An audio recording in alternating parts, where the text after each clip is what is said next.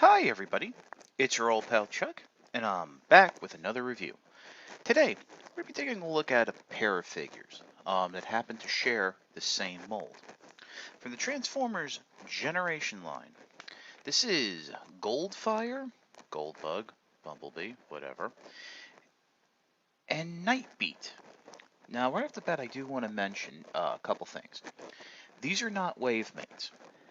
In fact, I think Goldfire was Wave 2 or Wave 3, so it might not be on shelves, but I know it's still available online for a very reasonable price. Nightbeat was just released. I mean, I got it about a week or so ago, so it might not be in all stores yet.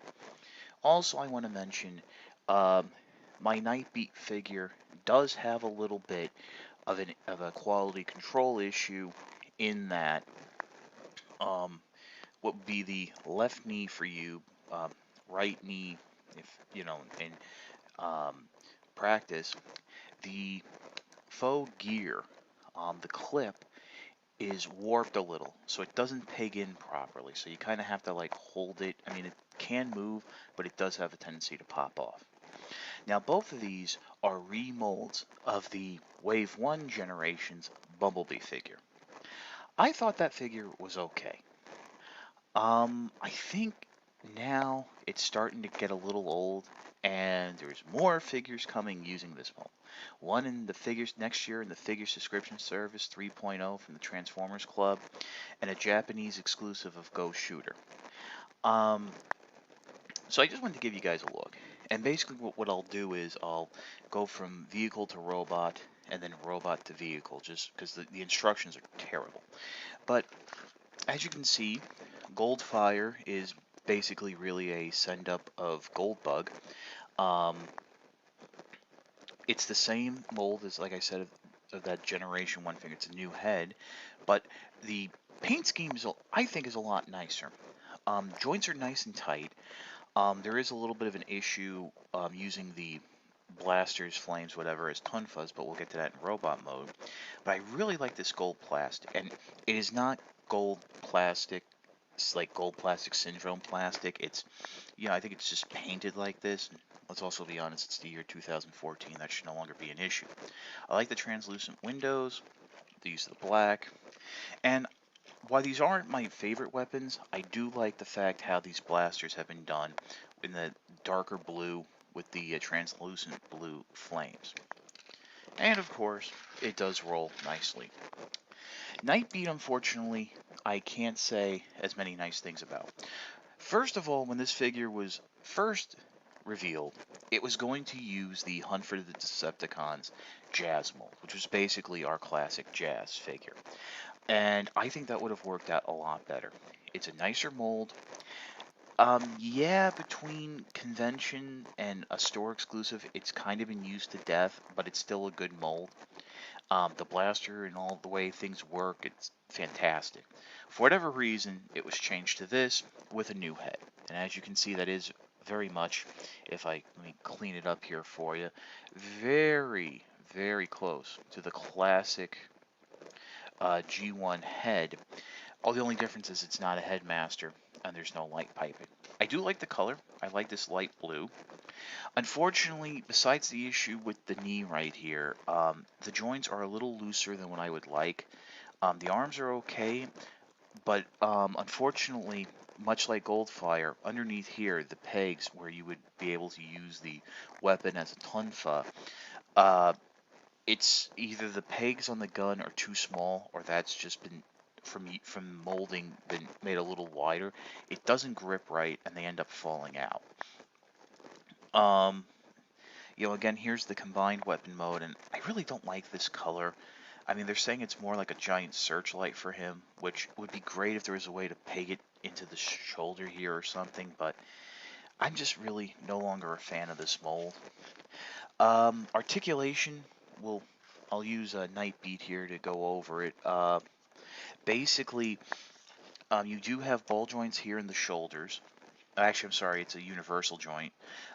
You have a swivel at the bicep. Now keep in mind, when you do move the arm, this whole section moves.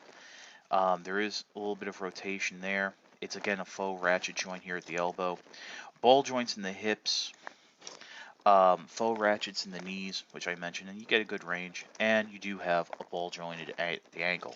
The head, unfortunately, can only, due to the transformation, only swivel left to right. So yeah, we're going to start with the transformation. We're going to start with Goldfire going from vehicle to robot. Okay, like I mentioned at the beginning, the instructions absolutely stink. This is pretty much what I've found to be the easiest way. One thing I do like, and this is also on Nightbeat, even though these have been reused a couple times, the joints, the pegs and stuff for vehicle mode really do stick together quite nicely. First, what you want to do is come in the front and go ahead and separate what will be the shoulders from the backpack. And then come around, and really that's about all you can do because these door panels really are pegged in. What I've kind of figured out what you can do is go ahead and separate the legs, and in doing so, it'll give you the wiggle room to come in and um, detach the doors. And one thing I want to mention, as you notice, this back panels here peg together so much easier than they did on Bumblebee. It is like an absolute joy. I kind of wonder what was the issue with Bumblebee, but okay, so going back to the top here, you can just go ahead and flip those arms down. And, I guess you can go ahead and bring this back and, just lift it up out of the way. So what you want to do next is come down and you can detach the bumpers, but as you bend the knees, it'll do it automatically. Come around and just flip the legs down and around, just like so. Go ahead, detach the foot, and in doing so, uh, push the back panel out to the side so you get the full range. Just so, again, so you know, in packaging, the ankles are not, that calf area is not properly transformed, so you just want to, when you get them out of the package, go ahead and uh, flip it around. And do the same thing on this leg. You have the legs transformed, just like so. Go ahead, get that backpack out of the way, come bring the chest down. There you go, we got to look at Goldbug's head. I'll give you a close-up in a minute. The backpack here, there is a tab and a slot. Sort of pegs in, doesn't always really stay. Go ahead, open the door hinge here. The arm will slide out, come around the back, collapse it in like so, and just fan it out so the bee has his wings. So just like that, and there we go. The weapons, you can do whatever you want with them. Again, like on Nightbeat, for Tonfa mode, the holes are a little wide. But coming in, you can see there is a nice bit of blue here, which I kind of like. I am a fan of the color blue. Um, Silver for the grill, and then and the joints again are nice and tight. Same articulation as Nightbeat. Here's a look at that. What would be the Goldfire head, and as you can see, really is a bit of an homage to Goldbug from the original cartoon. But I think in the comics they still refer to him as Bumblebee. So there's that. And it's not even using this mold anymore. So I don't know what to tell you. Now let's take a look at getting Nightbeat into his car mode. Okay, if you can kind of guess it, that we're just basically doing the reverse of what we did with Goldfire. What you want to do is go ahead, straighten out the arms, the door panels, and then you're going to swing the shoulder section down. There is a tab on the inside of the door, fits into a slot right here on the arm. So we'll do it again on this side.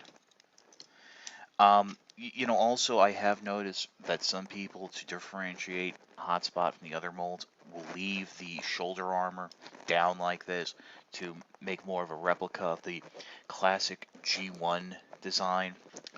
That's up to you. Go ahead, detach the backpack, swing it out of the way, bring this whole section up. Be careful that this is, even though it does have a soft stop point, this is actually, there's no, it's all just one tube sliding track, so you might end up pulling it off if you do it too far. I know I did that on Bumblebee once. Um, Go ahead, uh, you can start bringing things up, pegging it into place. The shoulders, they're slot in to the front here, just like so. Don't worry about too much about getting everything in place, because when you start doing the legs, things are going to move around a bit. Speaking of which, we'll get to the legs right now. Hey, go ahead, straighten out the foot, and then pull this tab over. It will click into place. Very important that it clicks into place. That's how you get that nice, smooth back end. Do the same on this side. There you go. Just like so. And they tell you to peg the legs together and then flip them up. I find it easier to get the feet under that the part of the roof. Just go ahead and fold them up individually and then peg them together. Peg the back ends together just like so. And because really what you want to do is you want to to get that tab from the roof around. Just do it like that. And as you can see, that back end pegs together rather seamlessly. Very nice. And then you just want to get the doors. And oh, that actually went together a little bit easier. Just getting the tab into the doors. And here you have Nightbeat in its vehicle mode. You have the posts. You can store the weapon however you like. Flame details from the classic G1 Headmaster. And just squeeze up the tabs there. Yeah, you just might have to do a little squeezing of the tabs and such to carry solid. But like I said, the transformation isn't that bad. It's just that the robot modes are a little lackluster. I do like the vehicle modes though. So let's go for my final thoughts. You know, after the original release of Generations Bumblebee, I'm sure most of you pretty much made your mind up about the mold itself and whether you're going to get the repaints. For my money, I really think this mold is being overused, and unfortunately that's just a symptom of the modern toy market where companies have to get every cent they can out of a mold. In my personal opinion, if you're going to get one version of the mold, get Bumblebee. Again, it's going for a reasonable amount of money. If you already have Bumblebee, then you can get Goldfire since it is a new head and it's a nicer design. I would skip Nightbeat entirely. It's just you know I mean the mold is very flimsy. It doesn't work as an update to the character, and let's be honest, I mean, they're doing Brainstorm, so who knows in the next go-around of Generations or so that we're not going to get a Nightbeat that's a proper headmaster.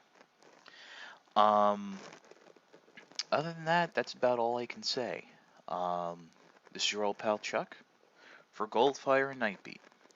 We'll see you next time.